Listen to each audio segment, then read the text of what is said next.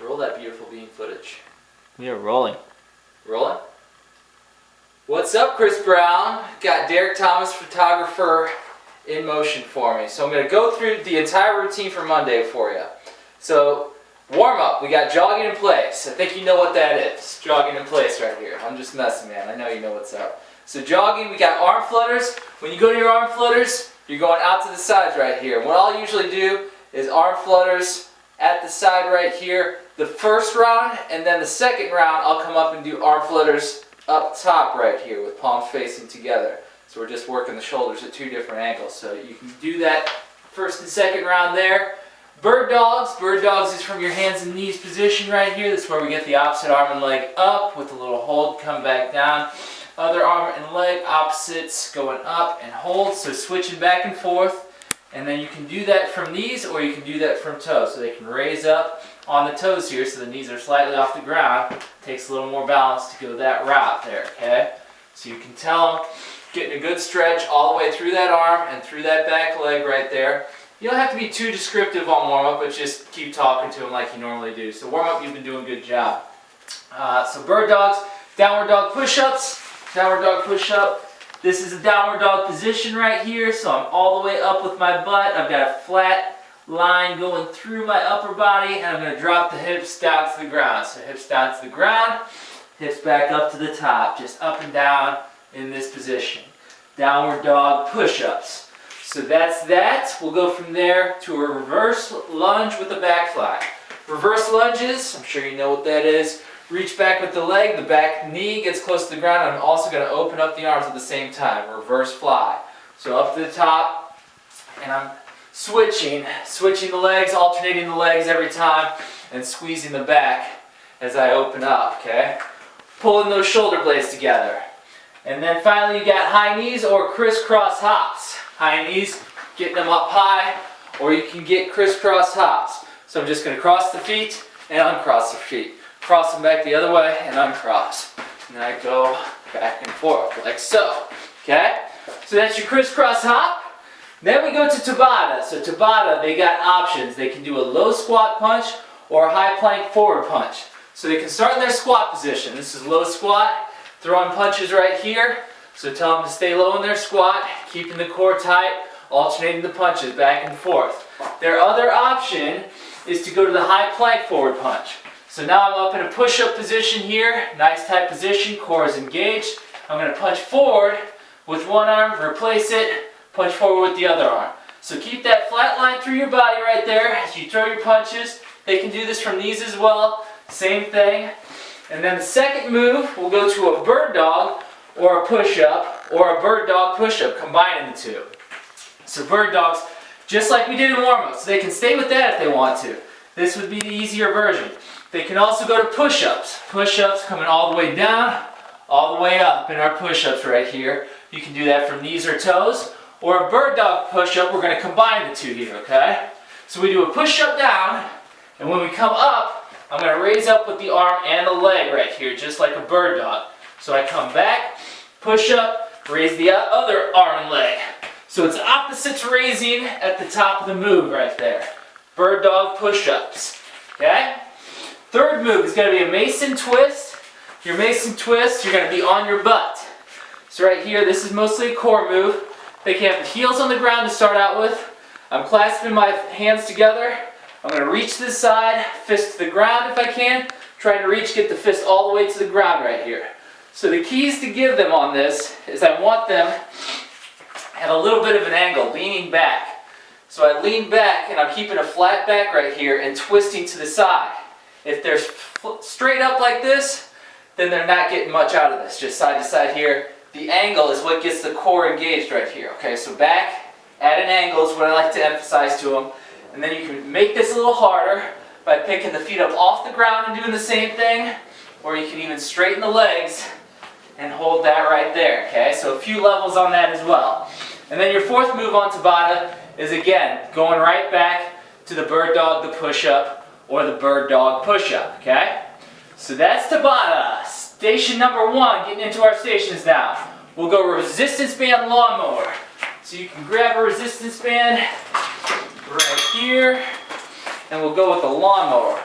So how I do this is I'm going to step on it with one foot, and the other hand is going to get the resistance band right here, okay? So the ways they can mess this up is they'll step on the same foot and the same hand reaching for it. So this doesn't exactly feel right here. If I get it going across the body, so now I've got one foot on, opposite hand has the band right here, okay? Now they'll want to grab this handle, which they're free to do. You can pull up through the back, and this is a lawnmower motion. So what I do when I stand on this is I'm pulling through the back right here, okay? I've got a flat back going, and as I pull, my lat is pulling back right here. So I'm getting my elbow up, elbow's right next to the side. You can probably see this better if I do it from the other side here. So other side, I'm pulling up, elbow right next to the body. So I'm using that lat right there. If they grab the handle, that's okay, but if they grab the band itself, you can get a little more work because this part here, this part isn't giving you any resistance. So we're taking that out of the equation. So now I grab the band itself, pinching it between my thumb and my finger, and I'm pulling through the back right here, pulling through the back. If they need more resistance, they just pull the band to where there's a little less resistance right there. Now I've got less band and more resistance, okay? So that's a resistance band lawnmower. They'll do one side first, and they'll switch to the other side. Station number 2, they've got push-ups, or they can do a slider push-up. Okay, I don't think I have sliders down here, but I can still simulate it for you. So push-ups, and I got a video in there for you too if there's any confusion. But I'll show you here. You'll show them regular push-ups. They can go from knees or toes. So you show them one from knees, show them one from the toes to show them their options there. Keep talking to them as you're going through it. You got your push-ups here, and then slider push-up is your other option. So my slider push-up, I'm going to keep one hand in position. The other hand is going to slide out in front of me for this version today, okay? So there's a video in there, like I'm telling you, but I'm going to try and kind of simulate it here. As I come down, the one arm is basically doing most of the work right here. I'm sliding this hand out, and I'm going to pull it back in right here. So they'll have a slider under this hand. And even though this is the arm that's sliding, most of the work is going to be on this side. So kind of emphasize that to them, you know. The hand that's right here, the one that's staying stationary, is the one doing all the work. So you're doing almost a one-handed push-up right here. Very difficult. Tell them this is advanced, so be careful with it. You want to keep that elbow right next to the side as you come down, working the chest and the shoulder on that side. And then they can switch on that for active rest. So if they did regular push-ups, they won't have to switch. They can go instead to mummy kicks or a push-away balance. So one other option on the slider push-up before I go on. The slider push-up, you can do a few reps on one side and then a few reps on the other side instead of doing just one side the entire time. So they might take that option to take some pressure off of that side. So they might alternate right here. Out one, pull it back, alternate to the other. Out, pull that back. So if they're alternating, they also get to do these other active rest options, okay? So, mummy kicks or push away balance. Mummy kicks, this is where I come up, I get my hands going over and under, okay? Kind of like a mummy, over and under. Ooh. Get the kicks going right here, okay? So the kicks are going, the arms are going, and I'm keeping the shoulders. I always tell them, I want my arms straight here, and I want to keep them at least shoulder level, or they can even go higher. They can change the level with this up and down, but I don't want them coming down here, which is where some of them will default, kind of staying down here. This takes all the tension out of the shoulders. So we want those shoulders up, getting some work in. It is upper body day after all. Okay? So that is mummy kicks. Their other option there is push away balance. They can do on 2 feet or 1 foot. So there's a video included. The girl in the video probably looks a lot better than me doing this, but that's alright. So I'm going to get down, kind of in a squatted position right here. Squatted position, and I'm going to fall on my toes onto my hands right here. So I'm getting my elbows bent a little bit, almost a full push-up down to the ground, and I push back up to the top. So it's down to the ground, push away, and the balance portion is if you do this on 1 foot. So if they can do that on 2 feet, that's fine. If they want to go advanced, it's on 1 foot. Now I do my push away with the balance. Getting balance there, and I can alternate down and up right there. So as they come up, it'll be a little wobbly because they got one foot for support. So they can do 1 or 2 reps and then switch to the other side, switching back and forth. All right, man, station 3, dumbbell hip flies.